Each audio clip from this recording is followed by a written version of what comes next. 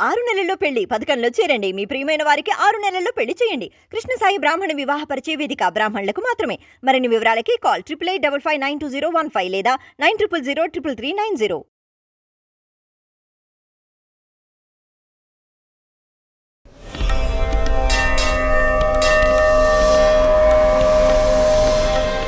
గురుగారు మనం చూసుకున్నట్లయితే ఎక్కువగా మనకి మామూలుగా ఉండే సమయంలో దేవుడు గుర్తురారు. ఎప్పుడైతే ఎక్కువ కష్టాలు వస్తాయో అప్పుడు మాత్రమే జనాలకి దేవుడు ఎక్కువగా గుర్తొస్తూ ఉంటాడు. మరి అసలు కష్టాలు వచ్చినప్పుడు ఏ విధంగా పూజ చేయాలి? అంటే నిజంగా అసలు దేవుడు ఉంటే మనం నార్మల్ టైంలో పూజ చెయ్యం. కానీ కష్టాలు వచ్చినప్పుడు మాత్రమే చేస్తాం. అంటే ఆ టైంలో మనల్ని దేవుడు ఏదో రక్షిస్తాడు అని. అసలు అలా ఏ విధంగా చేయాలంటారు పూజ అనేది?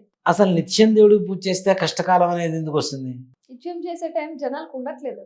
అదే కదా. ఇప్పుడు సినిమా రిలీజ్ అయితే ప్రయత్నించుకుంటే వెళ్ళటానికి టైం దొరుకుతుంది. ఆ! సూపర్ మార్కెట్లో బిల్లు వేయించుకోవడానికి అర్ధగంట వెయిటింగ్ అంటే దొరుకుతుంది. ఏదన్నా కావాల్సింది తినడానికి బయట వెళ్ళి ఎంతో దూరం పోయి ఒక ఐస్ క్రీమ్ కోసం ఇక్కడి నుంచి ఒక 30 కిలోమీటర్లు పోయి ఐస్ క్రీమ్ తిండి రావడానికి టైం దొరుకుతుంది. రెస్టారెంట్ బయట వెయిట్ రెస్టారెంట్కి మినిమం 20 మినిట్స్ వెయిటింగ్ టైం అంటే ఆ టైం వెయిట్ చేసి అది రాకపోయినా ఇంకో 10 నిమిషాలైనా సీటు పోతుందేమో చెప్పి కూర్చొని వెయిట్ చేసి తినొచ్చే టైం దొరుకుతుంది. తినటానికి వెళ్తే ఆల్రెడీ సీట్లు మొత్తం రిజర్వ్ అయిపోతే అర్ధగంట సేపు హోటల్ బయట నిల్చొని అర్ధగంట తర్వాత లోపల పోయి తినొచ్చే టైం దొరుకుతుంది. ప్రతిరోజులో ఒక పావు గంట సేపు దేవుడికి ఇస్తే మిగిలిన 23 గంటల 45 నిమిషాలు దేవుడు మనతో ఉన్నాడన్న విషయాన్ని మాత్రం టైం దొరకదు కదా. ఒక పావు గంట. ఆయన మన కంచి పరమాచార్య స్వామి వారి పెద్ద ఆయన నడిచే దైవం అంటారు స్వామీజీని. ఆయన ఒక సభ జరుగుతుంటే అందరూ తీసుకొచ్చి బంగారం, వెండి, వజ్రాలు, వైఢూర్యాలు, స్వీట్స్ అవి ఇవి తీసుకొచ్చి పెట్టారట. సన్యాసిని ఇవన్నీ నేనేం చేసుకుంటాను అన్నారు. మరి ఏం కావాలి? అందరిని అడుగుతా, అందరూ ఇవ్వాలి. ఒకసారి సన్యాసికి ఇచ్చింది మళ్ళీ వెనక్కి అడిగితే అది మహాపాపం వెనక్కి తీసుకుంటే. అంటే సరే స్వామి అందరం ఇస్తాం. ఏం కావాలి చెప్పండి, ఏం కావాలి చెప్పండి. ప్రతిరోజులో 15 నిమిషాలు నాకు కావాలి మీ టైం. ఆ 15 నిమిషాలు కూడా ఏం చేయమని అడిగాడు ఆయన? భగవన్నామ స్మరణ చేయండి అని అడిగాడు. అని చెప్పేది అదే. పావు గంట సేపు రోజులు దేవుడికి కేటాయిస్తే మిగిలిన 23 గంటల 45 నిమిషాలు దేవుడు మనకు కేటాయిస్తాడు. దేవుడికి నామస్మరణ చేయడానికి ఉండదు, పూజ చేసుకోవడానికి ఉండదు, మిగిలినన్నిటికీ ఉంటాయి. ఒక పావు గంట ముందు లేవలేమా? దేవుడికి పూజ చేయలేమా?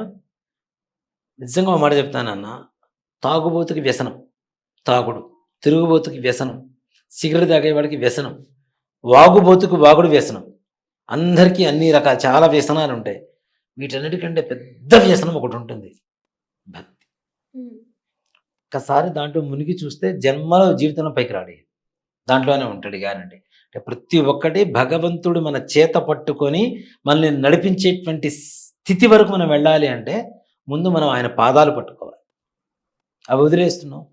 కష్టాలు వచ్చినప్పుడు మాత్రమే దేవుడిని పూజ చేస్తాను అంటే తప్పు కదా. అది అవసరం కదా, స్వార్థం కదా.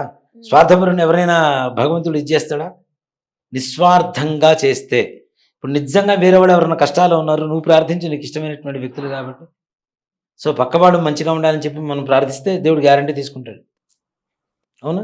కాబట్టి ఎప్పుడు కూడాను కష్టాలు రాకుండా ఉండాలి అంటే భగవంతుడి కాళ్ళు పట్టుకోవాలి. ఒక నదిలో ఒక వల వేసేవాడు, చేపలు పట్టేవాడు వల వేసాట. అన్ని చేపలు వలలో చిక్కున్నాయి. ఒక చేప మాత్రం ఈ వల వేసేటువంటి ఇతను ఉంటాడు కదా వేటగాడు, అతను కాళ్ళను పట్టుకొని ఉందిట. అన్ని చేపలు అడిగినట, మమ్మల్ని అందరినీ పట్టుకున్నావు, దాన్ని ఎందుకు పట్టుకోలేదంటే అది పట్టుకోవాల్సిన నా కాళ్ళు పట్టుకుంది, ఇంక నేను ఎందుకు పట్టుకుంటా దాన్ని అని అన్నాడు. దాని ప్రాణాలతో వదిలేసాడు. కాబట్టి ఏవైతే హరిపాదాలు సేవిస్తారో ఎవరైతే వారికి ఏ రకమైనటువంటి కష్టాలు ఉండవు, ఉండకూడదు, రావు కూడా.